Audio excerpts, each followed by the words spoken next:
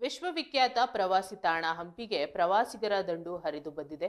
ಶುಕ್ರವಾರದಿಂದಲೇ ಆಗಮಿಸಲು ಆರಂಭಿಸಿದ ಪ್ರವಾಸಿಗರು ಶನಿವಾರ ಮತ್ತು ಭಾನುವಾರ ಹೆಚ್ಚಿನ ಸಂಖ್ಯೆಯಲ್ಲಿ ಇಲ್ಲಿನ ಪ್ರಮುಖ ದೇವಾಲಯಗಳು ಹಾಗೂ ಸ್ಮಾರಕಗಳಿಗೆ ಭೇಟಿ ನೀಡಿದ್ದಾರೆ. ಇದರಿಂದಾಗಿ ಇಡೀ ಹಂಪಿ ಪ್ರದೇಶವು ಪ್ರವಾಸಿಗರ ಕಲರವದಿಂದ ತುಂಬಿ ತುಳುಕುತ್ತಿತ್ತು.